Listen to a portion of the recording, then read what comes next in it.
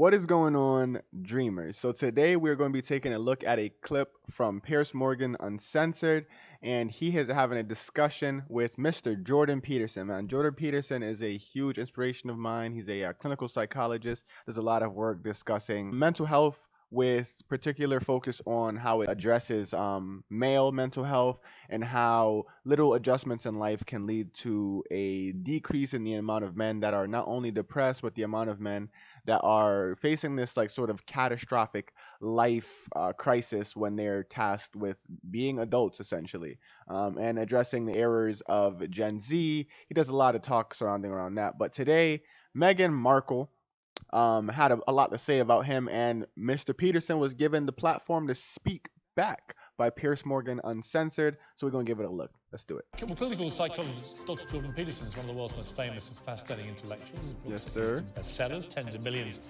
watch him online. In fact, his last interview on Piers Morgan Uncensored has so far been viewed more than 17 million times. Yes, And sir. I'm delighted to say that he joins me again now. Jordan, great to have you back on the programme. Well, thanks, Piers. It's good to see you again.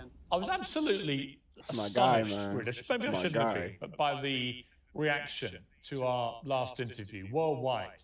The sheer volume of people that watched the whole interview, Oh, the way absolutely. the clips were disseminated on TikTok, on Facebook, on Twitter. It was a really interesting insight, actually, into a whole world that doesn't even involve, actually, conventional television anymore. I guess you wouldn't be surprised because this happens to you a lot, but I was. Yes, when Jordan What does it Peterson say about speaks, people fucking society? listen. that number of people Well, I'm can watch an still interview on a continually- computer or phone? Well, I'm still continually surprised about it, but, well, I think what it shows is that there's really no way that legacy TV, in some real sense, can compete with the absolutely wide open frontier of online video distribution. Oh, yeah, man. where the YouTube has cost taken low over the and game. People can access it everywhere. It's fundamentally the consequence of a technological revolution, and there's all sorts of good things about that, and one of those would be the ability to widely disperse complex and sophisticated information, which YouTube has been particularly good at in the long Exactly. form, but it's also problematic. Shout out to in that YouTube, it produces man. all sorts of alterations in social behavior that we're only, and some of them very dangerous, many of which we're only just beginning to understand. Right. Elon Musk has just bought Twitter and it's creating a huge furore, obviously, in many different ways. And he's admitted, I'm going to do lots of things. Yo, listen, man. Elon buying Twitter there's good and bad that comes from that. He said that it was it for the purpose of increasing free speech, but from as we've seen so far, I don't know, man. Twitter is interesting. I don't really use Twitter like that. I have one, but I don't use it because Twitter is always just like one of the more toxic spaces when it comes to social media. So I stay away from that shit. But in the next few months, and we're going to get some wrong, and we're going to pull them and try something else. He's going to try and work out a way of making it a sustainable business model. But also, he wants to bring back what he perceives to be genuine free speech on the platform. Is it possible, Jordan, do you think, that he can do that? Or are we now so entrenched in tribalism, particularly on social media, that it's almost impossible to do what he wants to do? Well, you couldn't have picked a better day to talk about this with me because I just got a paper sent to me today by Jonathan Haidt. He didn't write the paper. It will be published. It's published in a journal called Personality and Individual Differences, and it's an examination of the personality traits associated with, let's say, excessive and self-promoting internet usage. And if you don't mind, I'd like to read you a couple of the descriptions of what the people this should found, be because interesting. it's so absolutely spot on and relevant. I don't think we are descending into tribalism. I think what's happening is that the virtualization of the world is enabling people who behave in a particular antisocial way, in a self-grandizing and self-promoting antisocial way. And I'll just read you the descriptions that are taken directly from this paper. So it was an actual study of online behavior. Women characterized by high self-centered antagonism, neurotic narcissism, Machiavellian views, Machiavellian tactics, so that's manipulativeness, meanness, disinhibition, physical sadism, and indirect sadism, used Instagram for a longer time and more frequently than did men. In women, verbal sadism and emotionality was associated with longer while honesty, humility, and conscientiousness was with a shorter Facebook usage time. Furthermore, women high in agentic extroversion, so that's manipulative self-promotion, and indirect sadism used Facebook for a longer time and more frequently than men. And so I've thought for a while that one of the things that's happening to us as we virtualize the world is that we're enabling... I want to take a little pause just to like sort of digest all of that. So obviously, just by him even saying the word women, there's going to be a loud outcry of people that are probably saying like, "Oh, he's bashing women. He's saying women are more likely." No, we need to be able to understand data and understand studies at a better rate, people. Which is why I like reacting to stuff like this, because it's very interesting. Yeah.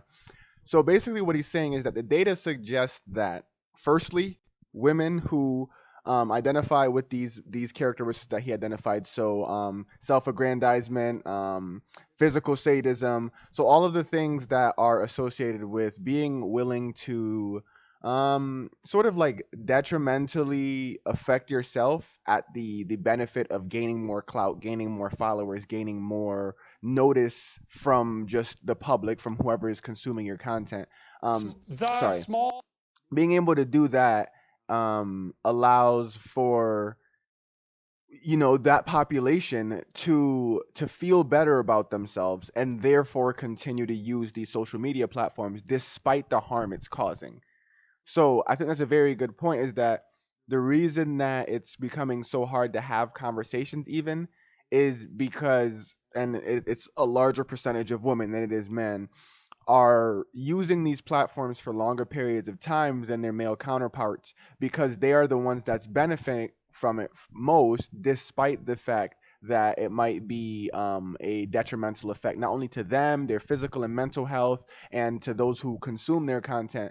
They're not really considering that, as long as there's more clout being brought to them. So that's essentially what he was saying there. Go back 10 seconds or so. As we virtualize the world is that we're enabling the small percentage of people, it's usually about 3% in general populations, who use manipulation and reputation savaging and denigration and self-promotion, so the genuinely psychopathic types, to dominate the social conversation and to spew their poisonous and manipulative venom into the public domain, not only with no fear of being stopped and no inhibition, which is almost all applied socially, but also while being monetized and promoted by the people who run the social media channels.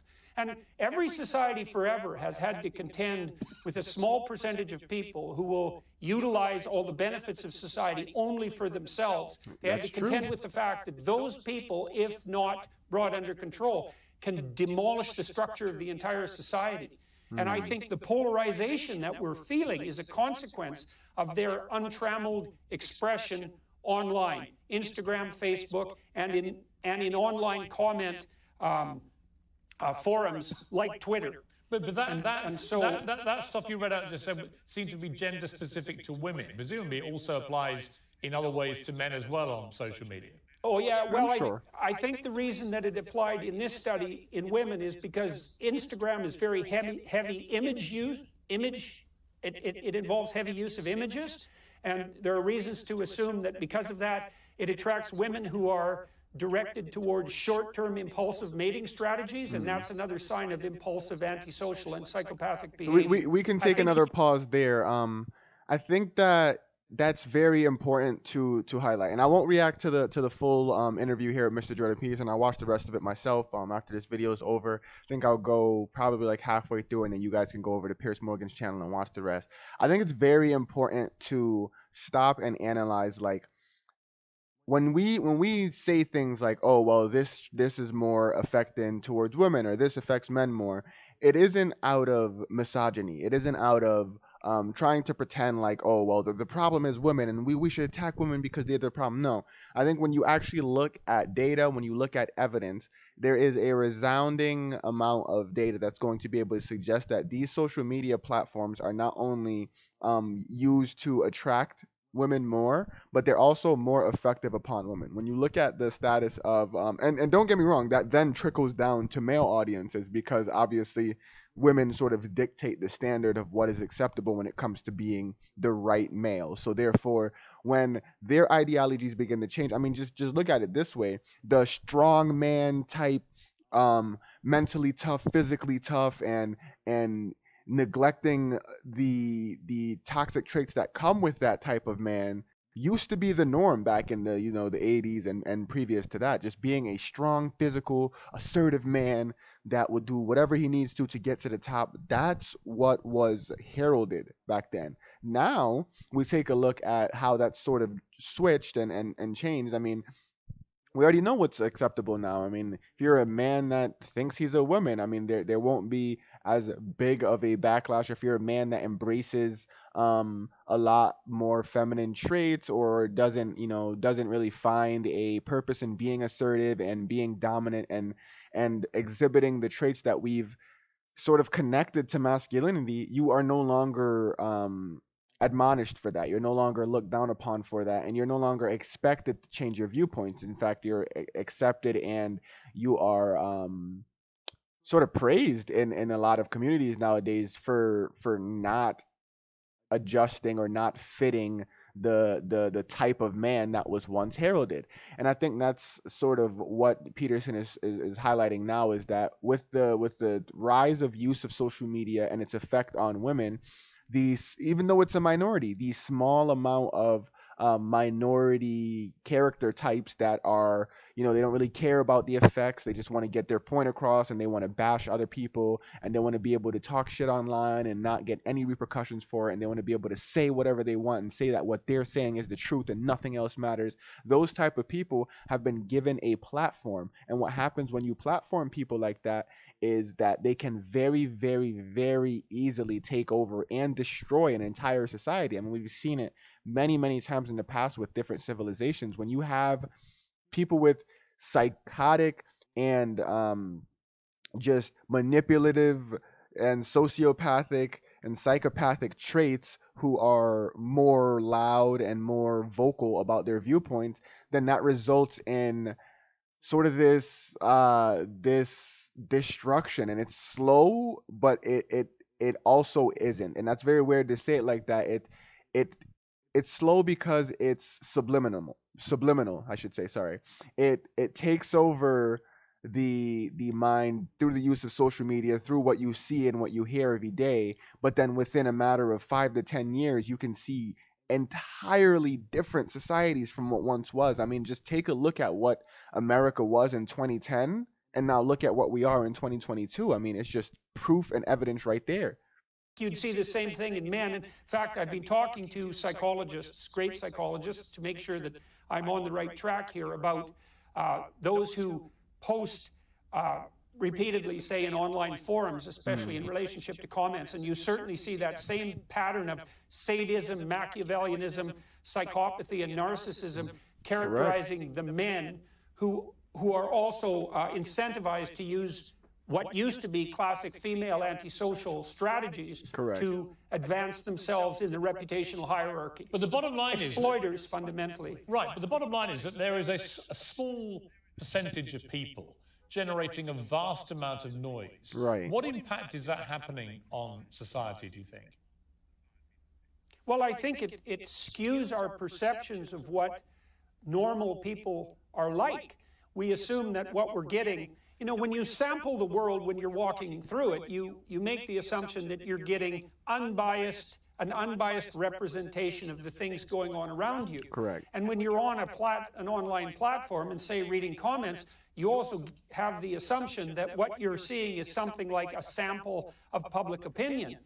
But it's not. Because if 10 strangers came up to you randomly in the street, then you'd have a bit of a sample of what people randomly think. But behavior online isn't random, and the people who post aren't precisely normal. And I have been talking with Jonathan Haidt and Jean Twenge about this, and I think they might know more about it than anybody else in the world. And it's pretty clear that the people who are dominating, say, online comment sections, and I would especially say this is true of the people who post anonymously, and there's other markers for this sort of behavior as well. They dominate the political discourse, and what's happening in some sense is that we have a new form of pollution that's also corporate sponsored, and it's pollution of the domain of public discourse. And Yes. That is actually a point that we highlighted in my old video. If you didn't, not old, it was like 2 days ago, but if you didn't watch it, go check it out. It's the Destiny video where Destiny debates the far right student, and the student was basically saying that, well, gender rights is a huge component of foreign rights policy, and Destiny had pushback, and even I had pushback because I'm like, no, it's not. Most of our foreign policy is not centered around gender rights. It's not centered around a lot of the things that platforms like Twitter, like Instagram, news platforms will pretend that it's about. It's because news platforms and just social media platforms in general have been infiltrated by people like Mr. Jordan Peterson is talking about. These people like to push their own narratives and they want to talk about what they want to talk about. They don't care about the other problems of the world. They will take the largest problems in the world and diminish them so that we believe that their points and what they're discussing is what's most important. And that's what's so toxic about having these platforms overrun and all these voices coming from this minority population of people with these psychopathic and sociopathic traits who believe that whatever they're talking about and the point they're making is the right point and is the right thing to talk about. It's very, very clouding, and it gets in the way of us being able to think properly because when we go on social media, that's all we see, and we think that's what the whole world is talking about. But reality, all over the world, nobody cares about this stuff. This is an American issue. This is a first world problem. And I think that we've forgotten that concept because of how much these minority voices are propagating their voices. They're making their voices seem louder, seem more abundant, despite the fact that these points are not really that important. I mean, there's a small percentage of our population that is transgender. There's a small percentage of our population that is actually oppressed. And there's a small percentage of our population that, by a world point of view, is actually poor, is actually being, mistreated and all these things. When you look at the poverty rate in America, you would think that half of the goddamn country's poor. But that's because of our standards and our changing of the definition of that word. There are people who are living off of $30,000 in America that are calling themselves poor. I mean, even I fall victim to this. I've escaped the bracket. I've surpassed the threshold of the poverty line of America already, and yet somehow still I feel like I need more money because there's so many more people that make more money than me in this country, and but when you compare yourself, I mean, I'm from Jamaica. You compare yourself to the people that I used to live with when I was younger, when I was a kid, and you compare yourself to people in second and third world countries, they would switch places with me immediately. And that's very, very important to always take a step back and look at that point of view, that no matter where you try to say you're arguing from, doesn't mean that you're right. Even though you might think you have the moral high ground, it doesn't mean that you're right. But anyways, guys, I'm going to finish off this interview. I really, really encourage you guys to do so as well because Jordan Peterson is a very, very great intellectual. I just don't want this video to run too long. So go over to Piers Morgan's Uncensored channel, and we will continue this conversation in the comment section down below. Dreamers,